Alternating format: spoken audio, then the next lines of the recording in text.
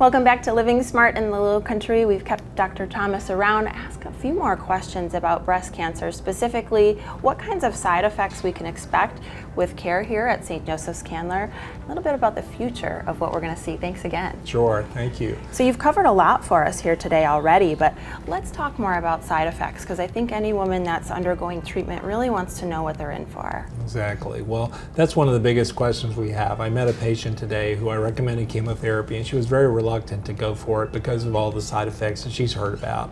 Yeah. And fortunately, over time, the side effects, although they're not necessarily any easier to deal with in terms of what's causing it, the treatments are much better. So we're happy about that. So fever and infection is still a problem, particularly with COVID-19, so you have to be really careful about that. But one of the biggest side effects is nausea and vomiting that people are very fearful of. I know I have motion sickness easily, and I'd have a hard time, but we have really great treatments that really can prevent a lot of that. You still are stuck, unfortunately, with a lot of people who lose their hair. Most of the time it comes back. You can have neuropathy, things like that. It's hard to overcome, fatigue. But we have such a great team here. We have nurses here, oncology certified nurses, mid-level practitioners. Their whole goal is to help the patient through the whole process. So it's a team effort. We have nutritionists here with the Lewis Cancer Center, social workers. You know, a lot of people get down in the dumps a little bit, obviously, with going through cancer. So there's a lot we can do now that we used to not be able to. Yeah, so side effects may be a little bit inevitable, but having a great team who is able to really help you through those and minimize what you're experiencing is excellent, of course. Let's talk about the future of breast cancer and what treatments might look like down the road.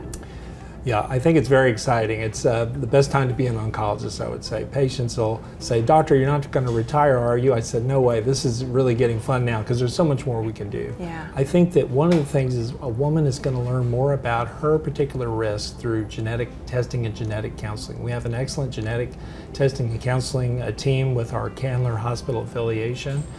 Jacob South is one of the best, and you'd be surprised, at least 10% of women will have a genetic inherited risk of breast cancer, and the vast majority of them really don't know about it. Wow. So if you can identify that, you can lower the risk potentially down the road. Diet and exercise, very important things that people can do proactively. If a person is overweight, they can get their weight under control. It can really reduce the risk of developing cancer down the road. Our imaging studies have improved dramatically. We're getting better mammograms, 3D mammograms, MRI. All of the imaging will lead to earlier detection, basically. If you detect a cancer earlier, the outcome is very likely to be better with less necessary treatments. Yeah, great to know. And for our viewers watching, of course, we know October is Breast Cancer Awareness Month, so a great time to educate viewers. When should they be getting mammograms? How often? At what age? Things like that. Yeah, that's a very good question. I think the key for everybody is different. So if you have a family risk, it's earlier. You should go to your primary care physician or mid-level practitioner and say, when should I get a mammogram? I will say we've seen so many women who've delayed getting their mammograms during the COVID-19 process.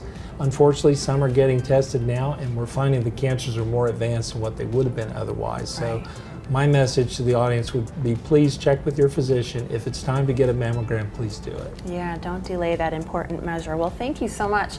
Lots of information, exciting things ahead for technology, and of course, great hands here at St. Joseph's Candler. Thank you so much. Dr. Thomas, thank you. We'll be right back with more Living Smart in the Lowcountry here at St. Joseph's Candler, so stick around.